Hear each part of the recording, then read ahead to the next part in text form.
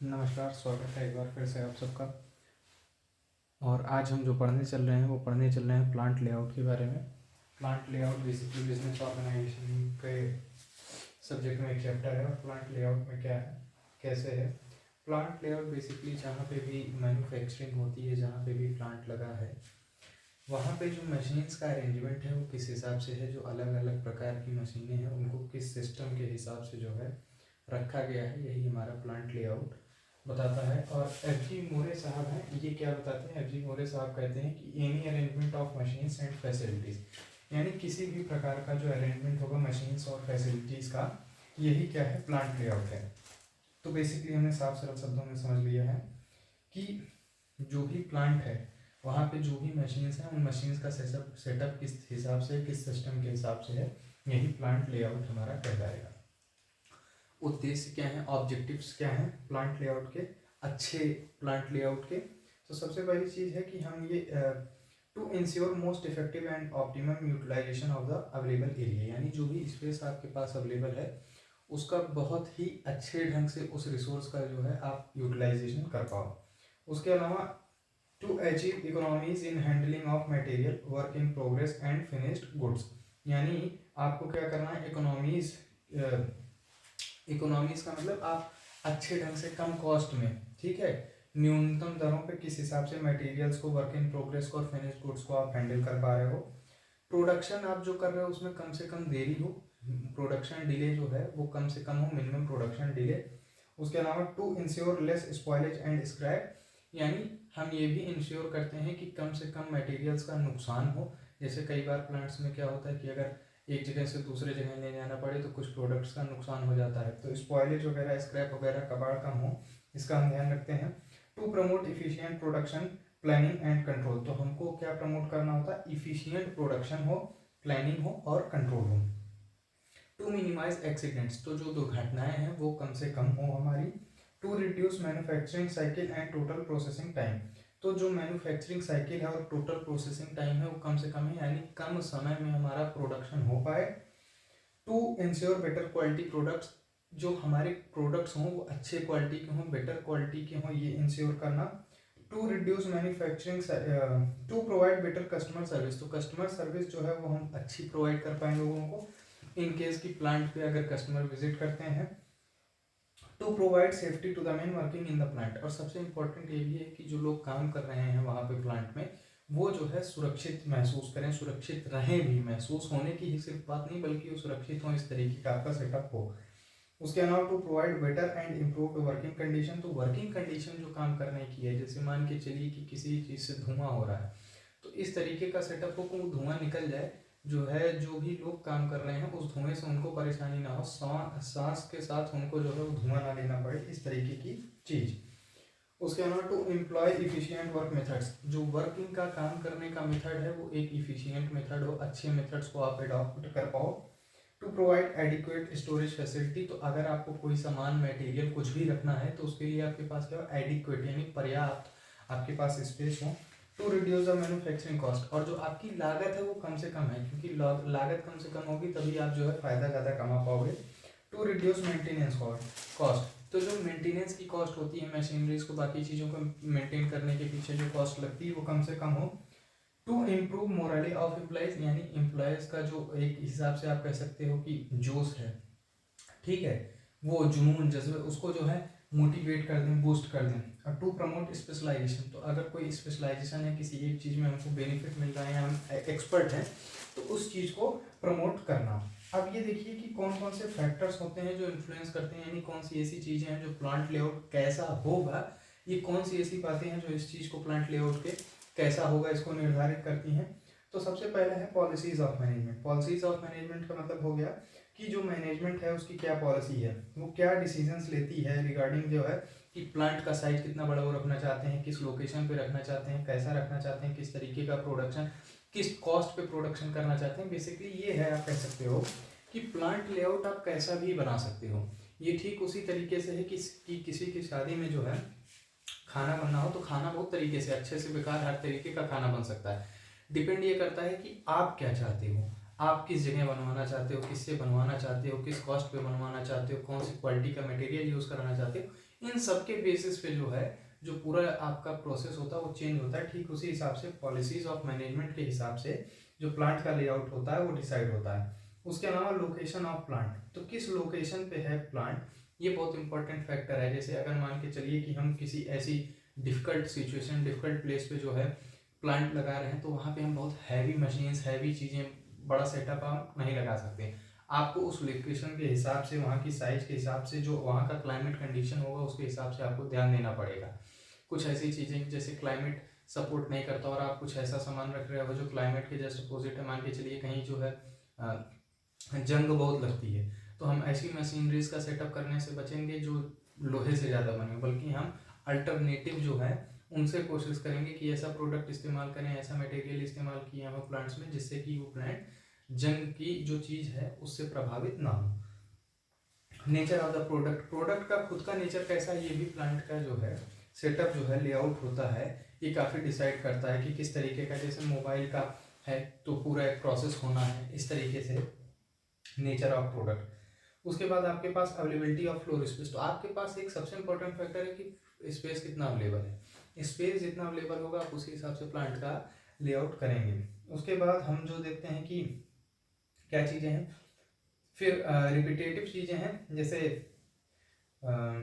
Type of industry, किस तरीके की इंडस्ट्री में हमारा जो है काम हो रहा है, प्लांट लगना है। जैसे एक तो होती कंटिन्यूअस प्रोसेस जहाँ पे लगातार चीज़ें जो है सीधे रॉ मटेरियल के बाद और इनपुट होने के बाद वेरियस स्टेजेस पे प्रोसेस होती हैं और फिर जो है फाइनल प्रोडक्ट निकलता है। दूसरी जगह इंटरप्टेड प्रोसेस होती हैं जहाँ पे कुछ ऐसे प्रोडक्ट्स होते हैं जो अलग अलग जो है कंपोनेंट्स को असेंबल करके बनाए जाते हैं। जैसे मोबाइल फ़ोन है तो अलग चीज़ अलग चीज़ अलग चीज़ अलग अलग जगह से लगाई गई, तो क्या है उनको असेंबल करके बना दिया गया।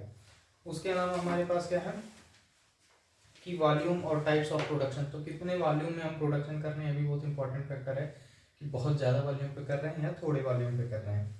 उसके अलावा अब जो सबसे मेन फैक्टर है वो है कि टाइप्स कौन कौन से प्लांट लेआउट के, तो टाइप्स ऑफ प्लांट लेआउट, ये सबसे ज़्यादा पूछा जाने वाला क्वेश्चन है आपके यहाँ। और इसमें सबसे इंपॉर्टेंट जो दो हैं वो है प्रोडक्ट और लाइन, प्रोडक्ट और लाइन मेथड, और दूसरा जो है हमारा प्रोसेस और फंक्शनल लेआउट।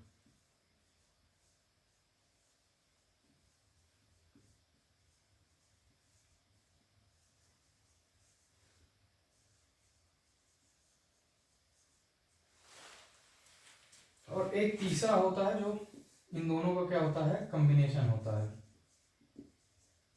जनरली कॉम्बिनेशन वाला पार्ट हम जहाँ बड़े प्लांट होते हैं, बहुत बड़े स्तर पे होता है, वहाँ पे सारी चीज़ें देखते हैं। तो अभी हम देख लेते हैं कि प्रोडक्ट और लाइन मेथड क्या है। तो बेसिकली क्या है कि इसमें हम क्या कहते हैं, इसको हम सुन लेते हैं।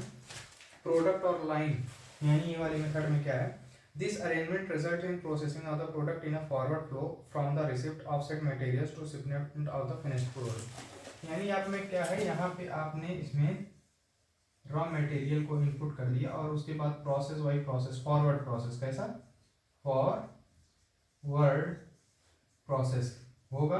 और क्या होगा, अलग अलग स्टेप्स के बाद हमको सीधे जो है वो यहाँ पे क्या मिलेगा, फाइनल प्रोडक्ट।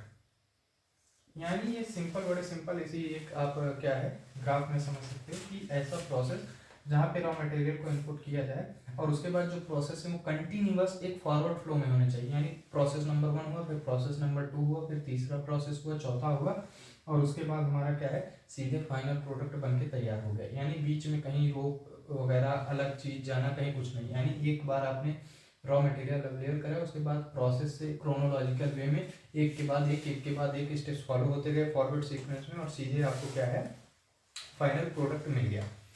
अब ये देखिए कि ये कहाँ पे होते हैं, मतलब इसके एडवांटेजेस क्या होते हैं। तो इसमें सबसे पहला एडवांटेज है इकोनॉमीज इन मटेरियल हैंडलिंग। यानी देखो इसमें जो है हमारा ज़्यादा कॉस्ट मटेरियल हैंडलिंग में नहीं लगेगी। क्यों? क्योंकि हमने एक बार रॉ मटेरियल डाल दी, उसके बाद स्टेप बाय स्टेप चीज़ें होती चली गई। हमको एक बार सामान लगाने के बाद चिंता नहीं करनी पड़ी कि सामान को देखना, फिर यहाँ से उठा के लेके जाना है, फिर वहाँ लेके जाना है। यानी मटेरियल हमको ज़्यादा हैंडल नहीं करना पड़ा, तो इसलिए जो हमारी कॉस्ट है वो कम हो गई। दूसरा है हमारा जो दूसरी समस्या है, जो दूसरा एडवांटेज है वो है कंटिन्यूअस प्रोडक्शन। तो उसमें कहीं भी प्रोडक्शन जो चेन है वो ब्रेक नहीं हो रही है और लगातार जो है प्रोडक्शन हमारा चलता रहेगा, बीच में कहीं प्रोडक्शन रुकने की हमारा जो समस्या है वो नहीं आएगी। फिर है सेविंग इन मैन्युफैक्चरिंग टाइम। तो एक बार देखिए, जब कोई प्रक्रिया लगातार चल रही है तो लगातार चलने की वजह से जो हमारा मैन्युफैक्चरिंग का टाइम है वो मैन्युफैक्चरिंग टाइम हमारा काफ़ी कम हो जाएगा, बहुत ज़्यादा समय नहीं लगेगा। जैसे कोई काम हमको लगातार करना है, जैसे हम कपड़ा धो रहे हैं तो कपड़े को भिगोया, फिर कपड़े को धोया और फिर कपड़े को खंगाल के सुखा दिया, समय नहीं लगना है। लेकिन आप पता चला एक दिन पहले कपड़े को धोए, भिगोए, फिर अगले दिन धो रहे हो, फिर तीसरे दिन खंगाल रहे हो, चौथे दिन जो है आप उसको किसी अन्य जगह पे ले जाके उसको सुखा रहे हो, फिर पांचवी जगह प्रेस करा रहे हो, तो क्या उसमें बहुत ज़्यादा टाइम लगेगा। लेकिन ये जब एक जगह एक फ्लो में काम हो रहा है तो हमारा समय जो है कम लगेगा। Reduction of inventory. तो देखो, कंटिन्यूअस जब फ्लो होने लगेगा तो आपको एक इन्वेंट्री यहाँ रखनी है, फिर फाइनल प्रोडक्ट निकलेगा, यानी आपको अलग अलग चीज़ों की इन्वेंट्री नहीं रखनी है। तो जो आपका इन्वेंट्री का कॉस्ट है, यानी ज़्यादा से ज़्यादा पैसा जो वर्क इन प्रोग्रेस में लगेगा वो कम हो जाएगा। क्यों? क्योंकि एक बार आपने पैसा लगाया, एक रॉ मटेरियल लाया और सीधे आपका पूरा कंटिन्यूअस प्रोडक्शन हो गया। उसके बाद क्या है, optimal use of floor space. तो देखो, फ्लोर का जो स्पेस है, चूंकि कंटिन्यूअस प्रोडक्शन हो रहा है तो फ्लोर का स्पेस बचेगा। क्यों? क्योंकि देखो, एक जगह हमने लगाया और कंटिन्यूअस हमारा प्रोडक्शन होने लगा। अब ये अगर अलग अलग जगह होता तो हमको यहाँ से जो सामान निकलता वो हमको दूसरी जगह रखना पड़ता, फिर दूसरे स्टेप से जो निकलता वो एक जगह रखना पड़ता, ऐसे ऐसे करके अलग अलग जगह अलग अलग स्टेप के हमको सामान रखने पड़ते, तो फ्लोर स्पेस ज़्यादा होता। ठीक, लेकिन ये क्या है, एक बार हमने डाला और कंटिन्यूअस हमारा प्रोडक्शन होने लगा। उसके अलावा क्या है कि अगर हमको कोई इंस्पेक्शन करना होता है, अगर कहीं पे कोई डिफेक्ट है तो उसमें जो है बड़ी आसानी होगी। तो इकोनॉमी इन इंस्पेक्शन, क्योंकि हम एक बार लाइन से चीज़ों को आइडेंटिफाई कर सकते हैं कि कहाँ पे प्रॉब्लम आ रही है। हमने देखा यहाँ तक तो प्रोडक्ट सही आ रहा है, इस स्टेप के बाद निकल रहा है गड़बड़, यानी यहाँ पे हमारा क्या है, डिफेक्ट है। तो हमारा जो इंस्पेक्शन है वो बड़ी आसानी से हो जाएगा। उसके अलावा लेबर कॉस्ट वगैरह जो है काफ़ी कम हो जाती है, कॉस्ट ऑफ प्रोडक्शन भी काफ़ी कम हो जाता है। क्यों? क्योंकि जो हमारा स्पेशलाइजेशन है वो हमको स्पेशलाइजेशन का फ़ायदा मिल जाता है, और इन्वेंट्री, स्पेस और इन सब चीज़ों में जो हमारा पैसा बचता है उसकी वजह से ओवरऑल कॉस्ट ऑफ प्रोडक्ट वो कम हो जाती है। ये तो हो गए इसके एडवांटेजेस। अब डिसएडवांटेजेस क्या हैं? डिसएडवांटेजेस में हम देख पाएंगे कि इसमें सबसे पहली समस्या है इनफ्लेक्सिबिलिटी की। इनफ्लेक्सिबिलिटी का मतलब क्या हो गया कि इसमें देखो कोई भी फ्लेक्सिबल नहीं है, कि आपको क्या है, एक बार अगर आपने डाल दी है कोई रॉ मटेरियल तो आपको कंटिन्यूअस प्रोसेस फॉलो कराना है। आपके पास कोई फ्लेक्सिबिलिटी नहीं है कि आप यहाँ से कोई चीज़ हटा लो या प्रोडक्शन में अलग चेंज कर पाओ, ऐसा कुछ भी नहीं है। आपको एक प्रोसेस फॉलो करना पड़ेगा। उसके अलावा इस तरीके के प्रोसेस में कैपिटल इन्वेस्टमेंट बहुत ज़्यादा लगती है, क्योंकि आपको जो पूरा सेटअप करना होगा वो इस हिसाब से बनाना पड़ेगा, मतलब बहुत ही, इसको आप कह सकते हो कि स्मूथ इस सेटअप बनाना पड़ता है। तो इसमें इन्वेस्टमेंट जो है हमारी ज़्यादा लग जाती है। क्यों? क्योंकि अगर मशीन्स अगर एक सीक्वेंस में नहीं अरेंज होंगी तो जो हमारा ये प्रोसेस है वो कंप्लीट नहीं हो पाएगा। उसके अलावा हमारे पास stoppage of entire production line का एक समस्या है। तो अगर मान के चलो कि यहाँ पे अगर इस प्रोसेस में कहीं कोई दिक्कत आ गई तो हमारा जो पूरा का पूरा प्रोसेस है कंप्लीट प्रोडक्शन रुक जाएगा। अगर यही अलग अलग चीज प्रक्रिया में हम कर रहे होते तो हमारी बाकी प्रक्रियाएं चल जाती, कोई एक प्रक्रिया ये रुकती। लेकिन अगर इसमें कहीं एक प्रक्रिया, मान के चलो यहीं पे कोई फॉल्ट हो गई तो हमारा फिर आगे की सारी प्रक्रिया रुक जाएंगी, यानी जो हमारा प्रोडक्शन लाइन है वो रुक जाता है। उसके अलावा इसमें थोड़ा सुपरविजन करना डिफिकल्ट होता है कि चीज़ें कहाँ हम सुपरवाइज करें, कहाँ क्या समस्या आ रही है, इन सब चीज़ों को सुपरवाइज करना हमें बड़ा मुश्किल होता है। ये कुछ इसके प्रोसेस थे। उसके बाद अगला जो हमारा है तो वो प्रोसेस और फंक्शन लेआउट है।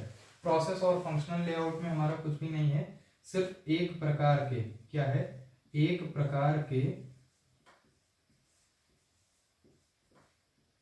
कार्य एक जगह, यानी जो सेम प्रोसेस के वर्क होंगे वो एक जगह किए जाएंगे। जैसे कि हम एक उदाहरण ले लें कि मान के चलते हैं कि अगर कोई कंपनी है, सैमसंग की कंपनी है, सैमसंग की कंपनी में हमारे पास जो मोबाइल बनते हैं वो कई उनके हैं, ठीक है, 8-10 हज़ार के फ़ोन से लेके उनके पास लाख 1.5 लाख रुपए तक के फ़ोन हैं। सारे फ़ोन्स में आप देखोगे बैटरी सब में लगती है, सारे फ़ोन्स में कैमरा लगता है, सारे फ़ोन में डिस्प्ले लगता है, सारे फ़ोन में मदरबोर्ड लगती है, सारे फ़ोन में और भी बहुत सारे कंपोनेंट्स लगते हैं।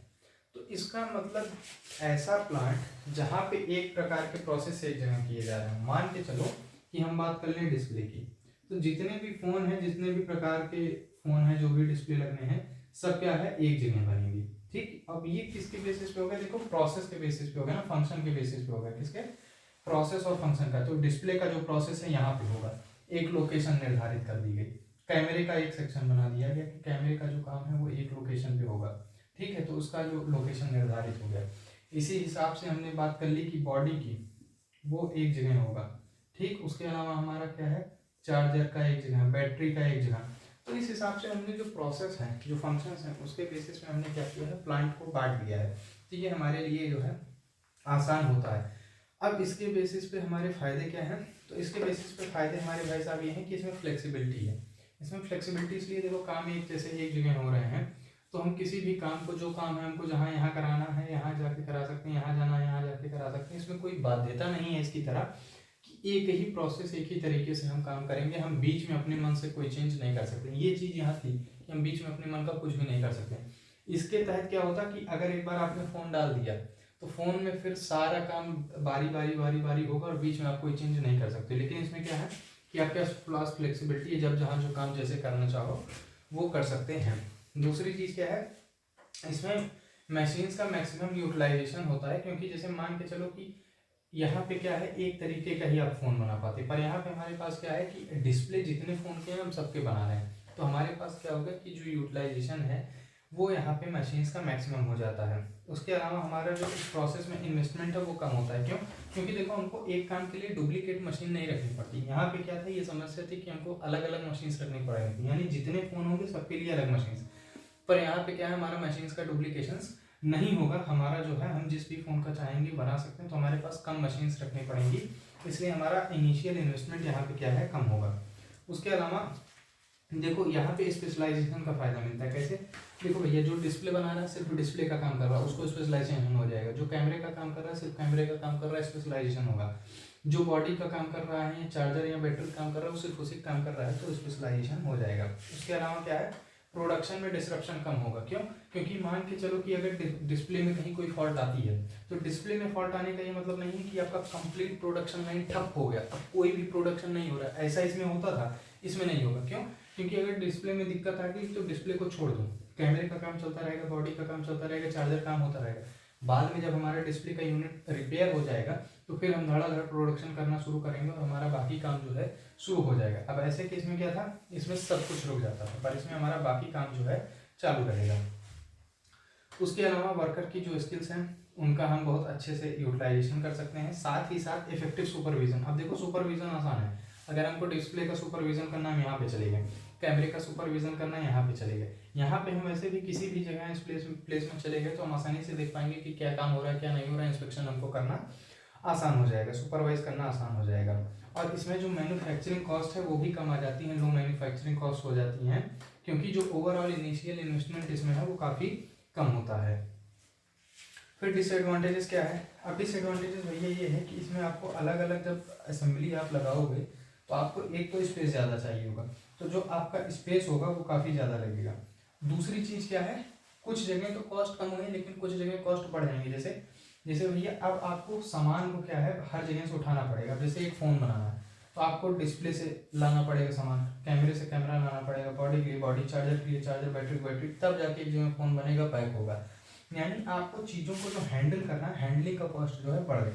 यहाँ पे क्या था, यहाँ पे आपने सारे इनपुट्स दे दिए, उसके बाद सीधे आपको फ़ोन पैक होके मिल गया, यानी आपको चीज़ों को हैंडल नहीं करना पड़ा, इसलिए हैंडलिंग कॉस्ट यहाँ पे कम थी। लेकिन यहाँ पे आपको चीज़ों को हैंडल करना पड़ रहा है, इसलिए हैंडलिंग कॉस्ट जो है ज़्यादा हो गया। उसके बाद यहाँ पे प्रोडक्शन टाइम ज़्यादा लगेगा। क्यों, क्योंकि देखो यहाँ पे कंटिन्यूअस प्रोडक्शन होता था, सीधे फाइनल प्रोडक्ट निकलता था, इसलिए टाइम कम लगता था। लेकिन यहाँ पे देखो एक एक चीज़ आप लेके आओगे, फिर उसको असेंबल करोगे, तब बनाओगे, तो यहाँ पे जो समय है वो ज़्यादा लगेगा। उसके बाद यहाँ पे अगर कोई दिक्कत होती है, जैसे एक फ़ोन है ख़राब हो गया, तो उसमें आप किसका फॉल्ट दोगे, तो यहाँ पे रिस्पॉन्सिबिलिटी जो है वो डिफाइन करना वो बड़ी समस्या होती है कि किसका फॉल्ट है। अगर कहीं पे कोई दिक्कत आ रही है, कहीं पे कुछ भी फ़ोन प्रॉब्लम आ रही है, तो आइडेंटिफाई करना कि कौन उसके लिए रिस्पॉन्सिबल है। फाइनल प्रोडक्ट में जो फॉल्ट आ रही है बड़ा प्रॉब्लम होती है। और बाद में क्या है कि बाकी सब चीज़ें वेस्टेज वगैरह होने के चांस, एक्सीडेंट के चांस, ये सब चीज़ें बढ़ जाती हैं, तो इस वजह से कई बार हमारी कॉस्ट भी बढ़ जाती है। उसके अलावा एक है जो इन दोनों का कम्बिनेशन है, तो कम्बिनेशन है तो उसका जो है आप समझ सकते हो कि कुछ ऐसे जो होंगे जहाँ पे ये दोनों प्रोसेस फॉलो किए जा रहे होंगे, तो उसको हम कह सकते हैं की कम्बिनेशन वाले हमारे होंगे। तो कम्बिनेशन नहीं, ज़्यादातर यही दोनों चीज़ें आपकी जो है पूछी जाती हैं, उसके अलावा तो कुछ भी नहीं पूछा जाता है। अब हमारा जो है size of a business unit है। बिजनेस यूनिट का जो साइज है वो किस बेसिस पे जो है निर्धारित होगा, ये सारी चीज़ें हमको पढ़नी है।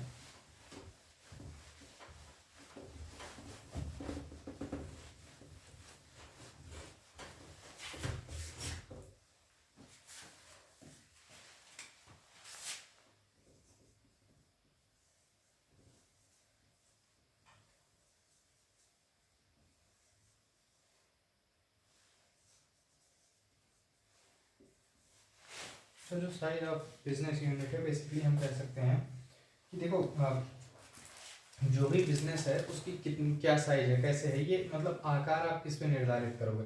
तो सबसे चीज़ है, पहली चीज़ है कि अमाउंट ऑफ कैपिटल इन्वेस्टमेंट, यानी किसी बिजनेस में, व्यापार में कितनी पूंजी लगी, उस कैपिटल के बेसिस पे आप डिफाइन कर सकते हो कि क्या जो है आपकी कॉस्ट है, इनिशियल कॉस्ट, उसकी क्या साइज है।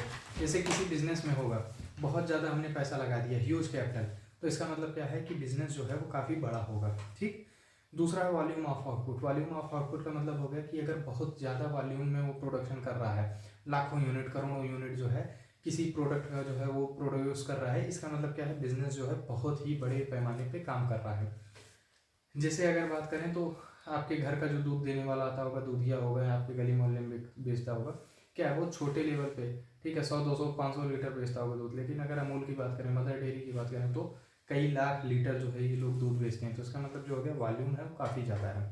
वैल्यू ऑफ आउटपुट, तो जो हम सामान बेच रहे हैं, जो भी प्रोडक्ट बेच रहे हैं, उसकी कीमत कितनी, वैल्यू कितनी है। तो अगर मान के चलो हम जो भी सामान बेच रहे हो, अगर हम करोड़ों में बेच रहे हैं, अरबों में बेच रहे हैं, इसका मतलब काफ़ी बड़े लेवल पे हमारा बिजनेस है।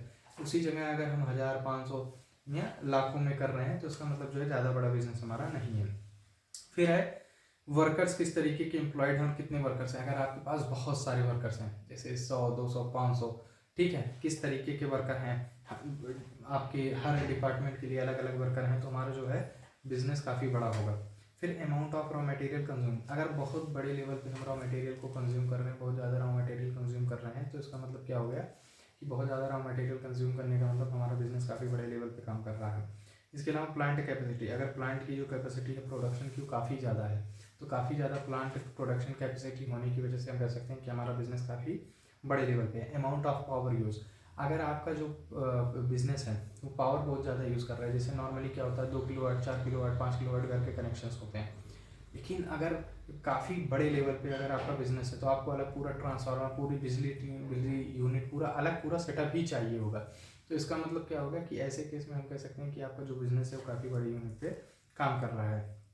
फिर कॉम्प्लेक्सिटी ऑफ मैनेजमेंट, तो जो अगर मैनेजमेंट है, देखो छोटे बिजनेस, जैसे आप गली की किराना दुकान देखोगे अपने मोहल्ले में, आसपास अपने यहाँ मार्केट में, तो आप देखोगे कि वहाँ पे कोई CEO, top level management, lower lower management, production manager, इस तरह कोई सेटअप नहीं मिलता है। लेकिन ऑन द अदर हैंड आप किसी बड़ी कंपनी को देखोगे तो वहाँ पे पूरा क्या है, बहुत ही कॉम्प्लेक्स मैनेजमेंट सिस्टम होता है, जहाँ पे आप देखोगे टॉप लेवल बॉस से लेकर नीचे लेवल तक के लोग काम करते हैं। जैसे आप हीरो की एजेंसी पे जाओ तो देखोगे वहाँ पे पूरा एक सेटअप बना हुआ है, और शोरूम भी एक छोटा पार्ट होता है, उसमें भी कुछ मैनेजमेंट के पार्ट होते हैं, यानी ओवरऑल जो प्रोसेस होगा मैनेजमेंट का काफ़ी कॉम्प्लेक्स है।